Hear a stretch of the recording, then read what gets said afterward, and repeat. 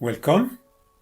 This video is actually a bit a follow-up of another video that is called From the Collapse to Paradise, in which I describe the main dysfunctions of the free market and its total collapse due to the arrival of the smart machines. The smart machines will take over the jobs, and if the people lose their source of income, they cannot buy the production, the businesses and the companies go bankrupt, and you collapse the economy. So the politicians are well aware of what is coming, and some of them are proposing as a solution that we create a universal basic income. And I want in this video to explain why the universal basic income is actually not a real solution, but could be in fact detrimental to the purpose that is intended. So what is the universal basic income? It is the idea to give everyone, unconditionally, a basic income, an income that is sufficient to fulfill the essential needs of the people. It seems like a bright idea, and it's a very good intention. But the whole problem lies in how it will be financed. And we have basically 4 ways to finance it. The first way will be to tax the companies and businesses. The second will be to increase the budget deficit, to go into debt or print money. The third one will be to redirect the money that goes into negative projects like defense, or to simplify social aid. And the fourth one will be to tax the rich. And we will see that none of those ways actually work, and sometimes it could even be detrimental to the purpose of the universal basic income. And hopefully we will propose something much better. So the first way, to tax businesses, corporations, that will not work, because each time you tax them, they report the cost of the taxes into the price of their goods and services. So you end up creating more inflation. If you tax the corporations to finance the universal basic income and you give it to the people will spend it in higher prices. So at the end of it, you have not helped them. You have always this idea of taxing the robots that is coming up all the time. So this will not be a good idea because of inflation. But on top of that, you will invite the companies and businesses and corporations to find another country with a better taxation system to implant their factories. So you will have the production leave your country. So that's not what you want to do. As a matter of fact, each time you increase the taxation on your businesses and corporations, you create a condition for a recession. You make it harder for new business to get started and for businesses to make money. And some of them will go bankrupt, and you decrease your production. So it's very difficult, and you have to align your taxation system with other countries. So it's not easily done. So the other idea would be to finance the universal basic income through a budget deficit. So this is not sustainable, and this is very costly. You cannot go into debt like this indefinitely.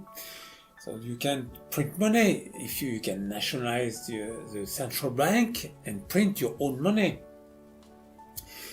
But this is a big problem too, because when you cannot do it indefinitely, you will inject so much money in the system that you will depreciate the money and you will create inflation. The big problem with the universal basic income, to give money like this on a permanent basis to many people, is that what you give, you need to get it back on the other side so that the money circulates. The whole problem is that the money needs to circulate in a loop. You give the money to the people, they spend it and give this money to the owners of the means and production when they buy their products and services. And the owners of the means of production of the goods and services accumulate this money, and they cannot accumulate this money like this. They will want to transfer this money into assets, and they will buy everything they can. They will buy land, properties, and everything the state owns, and you will increase the wealth inequality. So with the basic income, you try to help the poor, but in fact what you will do, you will increase the wealth inequality. So this is a real conundrum. There is also this idea of financing the universal basic income by using the money of the military and all the negative projects. There is a lot of money that is wasted in the military, and with that we could easily finance the universal basic income. But no, because this money that is spent by the government is also the salary of the people who work for the military. So you cannot create unemployment and hope to finance and to have more money to finance the basic income, because the money you get on one side, you have to give it back to the same people as the basic income if you take their jobs. So there is nothing to gain by the government saving money. Actually, when the government spend money, it's a form of helping a social head. It's a form of helping people with an income. So, and those who think that we can simplify social aid to create a universal basic income, why make it universal? Because the intent is to help the poor. So, if you give this money also to the rich, the poor have less money altogether. So there is nothing to gain by simplifying there is no extra money to gain by simplifying social aid. So there is a difficulty here. And the first proposition would be to tax the rich. Taxing the rich is not easy to do. They are in control of the government, and it's almost them who write the laws. So it has always been something very difficult to do. But nevertheless, we need to explore in this direction. But before that, we will have a look at how the money circulates in the economy, and hopefully we'll find a way to finance the universal basic income. Let's consider now the simplified version of the circulation of money. And if you want more details, watch the video from the collapse to paradise that we have already mentioned. We have on one side the owners of the means of production, and those who make money with their money. We could call them the capitalists. We are going to call them the rich or the rentiers. They don't need to work. They make money with their money by investing it, by lending it, or by buying means of production. And on the other side, you have all the others, those who need to work for a living, and those who depend on others to live. We are going to call them the consumers, even though the rich are also consumers. And you have the case where a person can be both. A worker can make some savings and make more money with his money by investing it. In this case, he will share his time proportionally to his income. If he makes 10% of his income by making money with his money, he will spend 10% of his time on the side of the rich, and the rest, 90% of his time, on the side of the consumers. The consumers will buy the goods and services they need from the owners of the means of production, and they will receive a salary in exchange of the work they have done for them. In the middle you have the government, which has also expenditures and incomes. It collects taxes and gets paid for its services, but also it must pay the salaries of the civil servants and social aid. But also to operate, it needs to buy some goods and services from the owners of the means of production. The goal of the rich is to get richer, is to make money with their businesses and investments. Therefore, globally, the amount of money that goes from the consumers to the rich must be greater than the one returning back to the consumers. We have seen in the video that for the consumers not to lose any purchasing power, the government needs to capture the money spent by the consumers that has not returned back by borrowing it.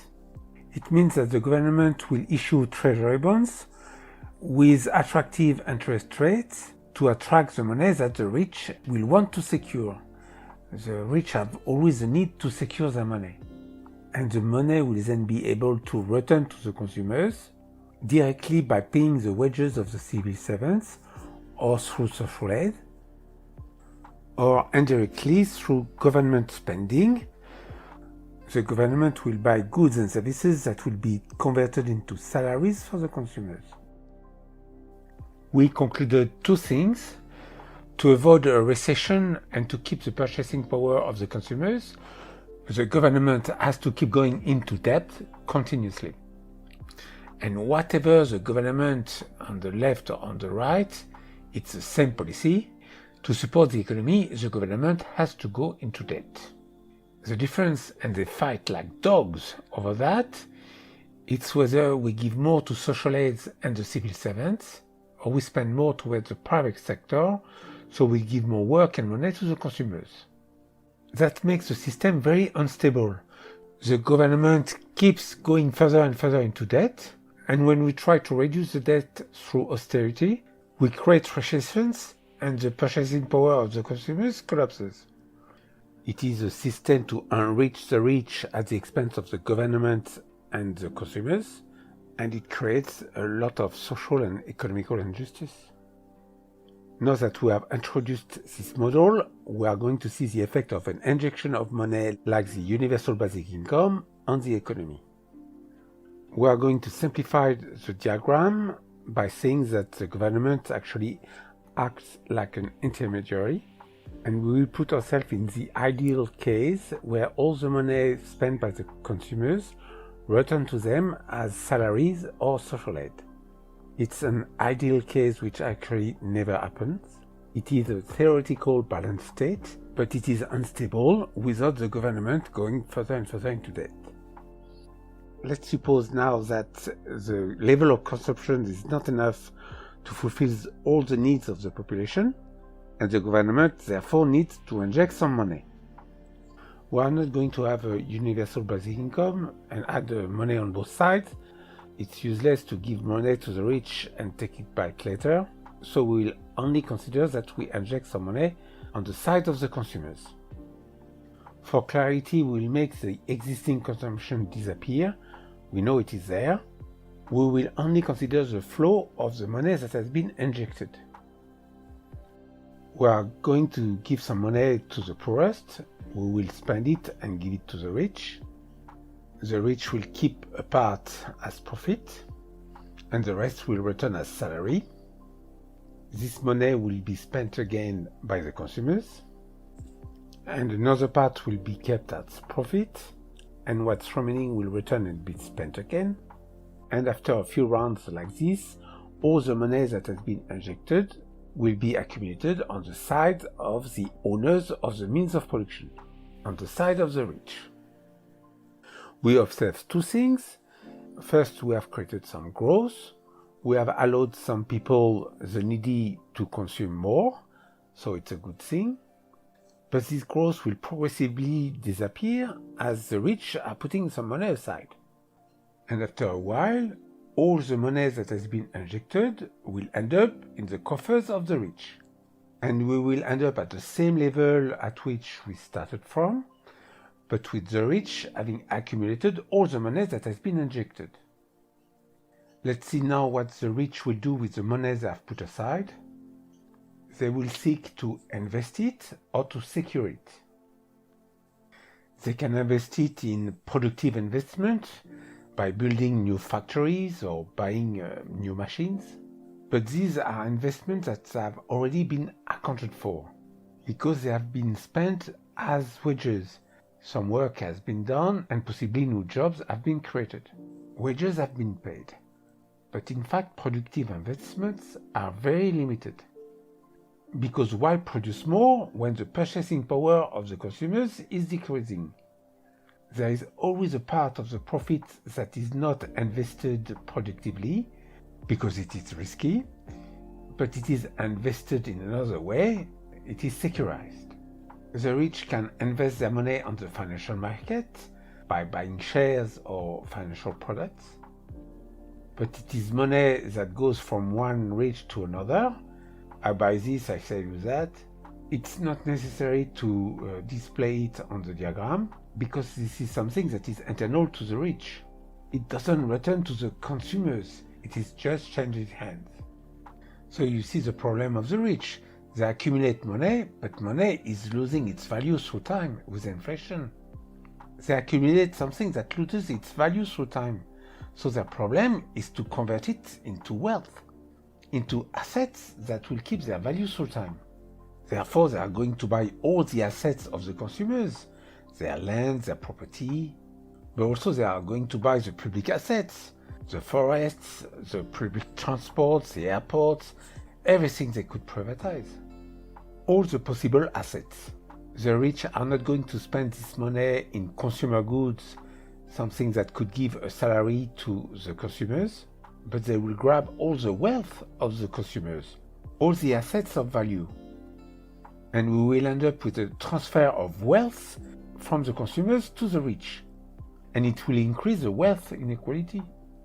So you see the problem here. We inject some money to help with the consumption of the consumers, but in fact we impoverish the consumers who will be depossessed from their assets. Now, if the government continues to inject some money, so same thing, the transfer of wealth, but this time the prices will go up. The demand to buy assets will rise. The prices of all the assets, including productive assets, will rise. It will create inflation.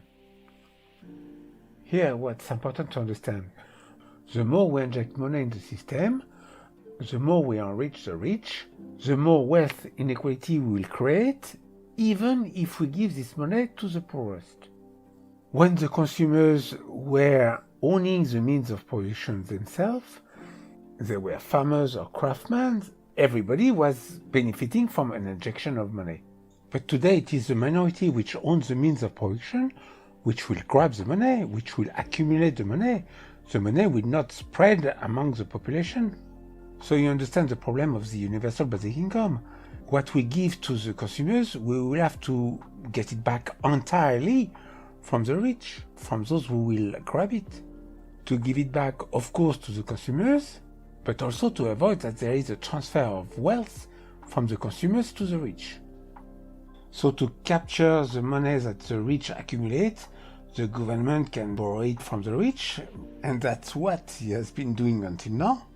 It will issue treasury bonds and borrow from the rich, while creating the illusion it will reimburse them one day. But of course the borrowing can't last indefinitely. One day this illusion stops working when the rich realize that the government has too much debt to pay them back. And when the rich lose confidence in the ability of the government to pay back its debts, that's when we have a crisis and a collapse. Therefore, to be able to finance the universal basic income sustainably, we won't be able to rely on the borrowing of the government. Therefore, we will have to use taxation. Once the money we have given to the consumers has been accumulated by the rich, we don't really have a choice. If we can't borrow, we will need to take it from them. Taxing the rich is always something difficult to do. There are always loopholes to avoid taxation. But above all, we will have to tax all the profits the rich will want to put aside and secure. And that will mean that we will prevent the rich to get richer. And that means that we would have to abandon the free market. We would prevent the entrepreneurs and the owners of the means of production from making any profit. We would have to abandon the freedom to decide for the wages and the price of the goods to make some profit. And this would be the end of free enterprise and the free market. So we necessarily arrive to the conclusion that to finance the universal basic income or a minimum income, and to do it continuously and sustainably, we will have to operate some nationalizations of the production. All of it or part of it, that's what we're going to see, but it's not possible otherwise, because the money needs to circulate. When the government gives continuously money to the consumers, this money needs to return to the government in one way or another. If the money goes through the owners of the means of production, they will keep some money aside. The money needs to return entirely to the government so that he can give it back to the consumers. Therefore, to finance the universal basic income, the government needs to own the means of production. We'll better understand why and how we can finance the universal basic income by looking at the income distribution of the population from the poorest to the richest. Here is how the monthly income of the population would look like. Here you can see that a part of the population doesn't earn anything, they are completely dependent, and then it will increase sharply towards the end. In fact, here we can only represent part of the curve, because this curve is actually impossible to draw. Because if we try to represent it in its entirety, it will look like this, a very sharp peak. And it is for this reason that you will never see this curve. To see anything, you would need to zoom enormously. And if you zoom, you have this. We will draw now the line that represents the monthly income that splits the population in two equal parts. This monthly income is in the order of $1,000, maybe a couple of $1,000. But for the income of the super rich, the millionaires and billionaires, you need to earn hundreds, even thousands of times this. To become a billionaire, that's what you would need to earn monthly. To represent the income of the super rich, you need more height on the graph, 1,000 times more. We will still be able to represent the income of the super rich on the graph by saying that everything that is above a limit will be represented in a block on the right next to the curve. In this way, all the money that has been earned monthly by the population is represented on the graph. This money has been made in two ways, by working, and we will represent it in green, or by making your money work for you. It is all the art of finance. It is to make money with money. Finance is the art of making money without working. The richer people get, the less they have to work, because they make money through dividends, through rents, through interest, and we call all that rents. In fact, it's all the money the people make by owning the means of production of goods and services. It is all the money the people make by lending their money, by renting properties, by owning companies, and it includes the banks. We will represent all the money the means of production provide in a red circle on the graph. We will represent with an horizontal line the universal income we wish to give to the population. It's an income that will be added to what the people already earned, because they will continue to work and earn rents. Everything that is below the line, and that we represent in orange, is what the government needs to get to finance the universal basic income. And we are now able to represent on the circle and on the graph the part of the means of production the government needs to nationalize to finance the universal basic income.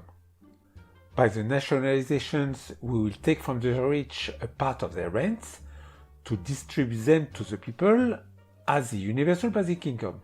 What is interesting to notice is that we can keep a private sector. We are not obliged to nationalize everything. We can keep free enterprise.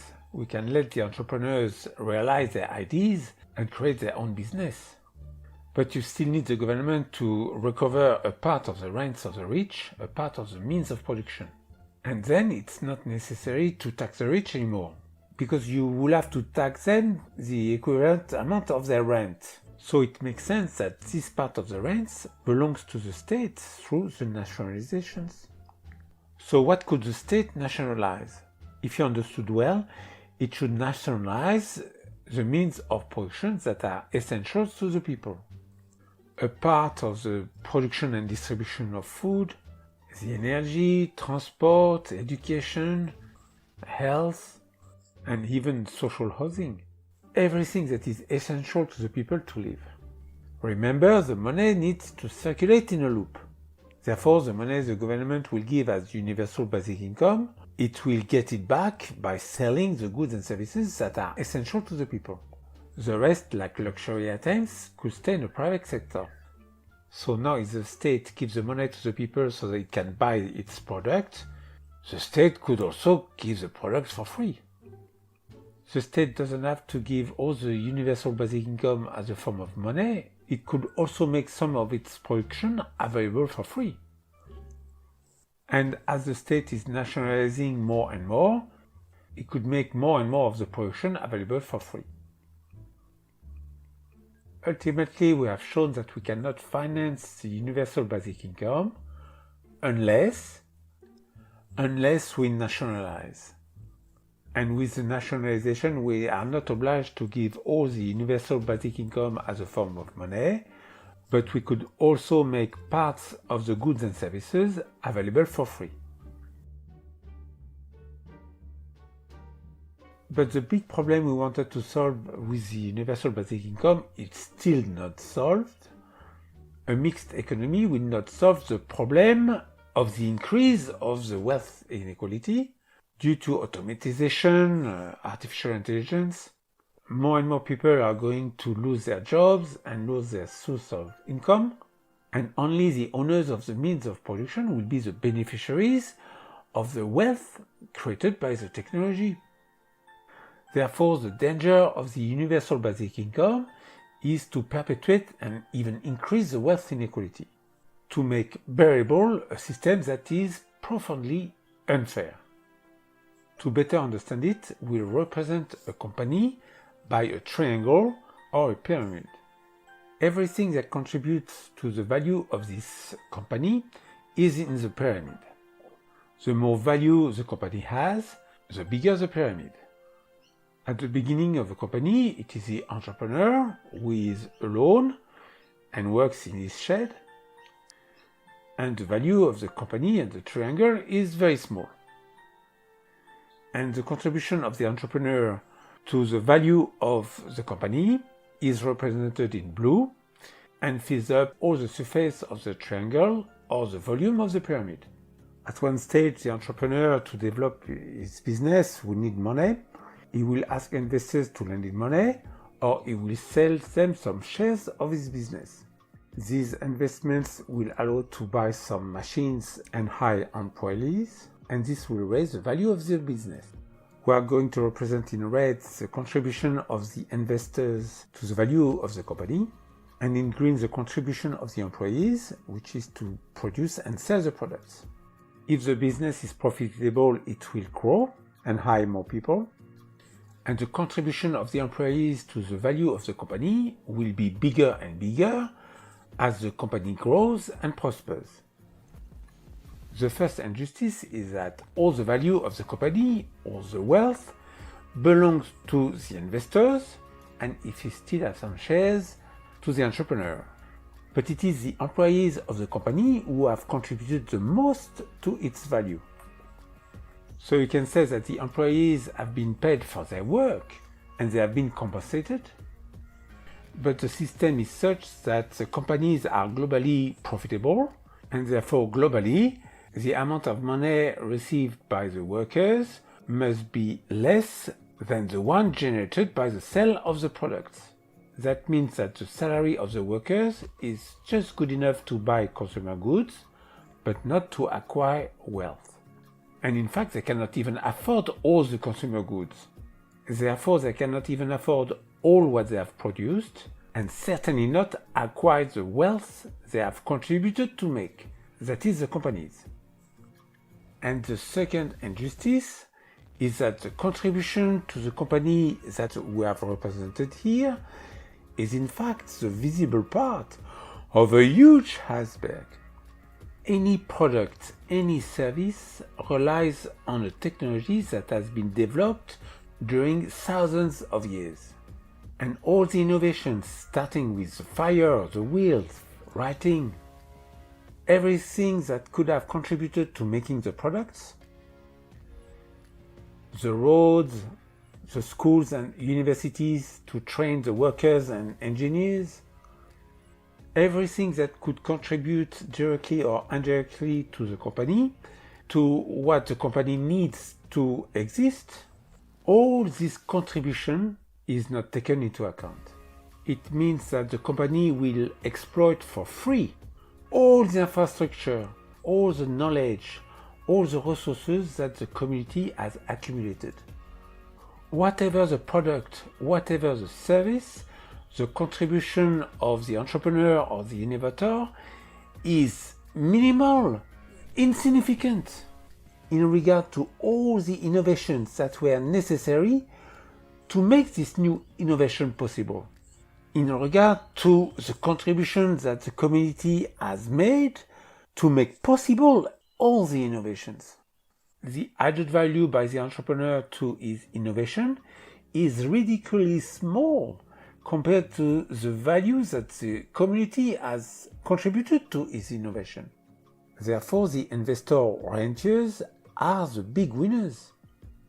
They are the ones who will benefit from the wealth that has been created, not only by the workers, but also by the whole community. So to prevent private individuals to become the owners of the means of production through their investments, and that we give this role to the community, it's something very fair. The capitalists, the financiers, the rentiers, those who make a living by investing their money, by profiting from other people's work and innovations, by profiting from the resources, the infrastructures, and the realizations of the whole community, are like parasites who live at the expense of their host. It is not only unfair, but it creates also instabilities. When the host has been depleted, that is, when the government, when the workers and the consumers are ruined, when they don't have enough purchasing power to continue, it's a crisis and a collapse. One solution that we could propose is communism. We collectivize all the means of production, but then we give up the dynamism that is created by free enterprise, especially at the time of the creation of a business. Free enterprise is a fundamental freedom, and also the freedom to make some profit, the freedom to enrich yourself by providing a service to others. It's a huge factor for progress, and it is one of the reasons why communism has been partly abandoned. An elegant solution that is proposed here, it is indeed the collectivization of the means of production, but with the possibility to rent them to private entrepreneurs. The entrepreneurs cannot buy and own the means of production, they can only borrow them from the community, and they can only enrich themselves with the value they add to the means of production. The community owns the land, the resources, the machines, the factories, but rent them to those who want to use them to enrich themselves. In this way, we give the community the possibility to own rents and finance everything it needs, including a universal income, which will not be basic, but which will ensure the well-being of the people. And we could call it the universal well-being income. And we prevent the accumulation of wealth through private property, since we can only rent for a given period of time. Therefore, the people will not rent something they don't use. It would be a waste of money. Like this, we avoid the accumulation of wealth. When the rich convert into assets the money they accumulate. We are not going to describe more the renting system because we have done it in details in the video we have mentioned. I invite you again to watch this video and to study this renting system because it really brings some systemic changes that will allow a smooth transition to a new society without work and money that we call Paradism. It is a future society towards which we are going, when we will have automatized and robotized all the production. We won't need to work anymore, and therefore we won't need money anymore. We will have a leisure society, a paradisiacal society, where the people will only do what they enjoy doing. It will be a paradise on earth. So I can conclude by saying that the current economic system we are in, capitalism and the free market, are doomed. They are doomed because the arrival of artificial intelligence and the robots will take over the jobs and the people will lose their income and the system will collapse. So to avoid that, the idea is to introduce the universal basic income, but it's not the only idea. We could also make part of the production available for free to the people. But we have seen that to finance that, we have to collectivize the means of production. And we can do it without introducing communism and its drawbacks by having a renting system where it is a community which owns the means of production and rent it to the CEOs, to the entrepreneurs to operate their business. So that will allow the communities to benefit from the rents provided by the means of production, instead of having, like we have today, private investors getting all the benefits from those rents. We will have now the community getting the rents. That will allow the community to finance not only the universal basic income, but also all what is necessary for the people, infrastructure, education, and so on. So this renting system is an elegant way to facilitate the transition towards a new society that we call Paradism. It is the society of a paradise without work and money that is brought by technology. So that is the great idea of this renting system, is to lead to this paradisical society that we call Paradism. That's it. I hope you like this idea, and please, if you liked it, share this video and spread these ideas around you. Thank you.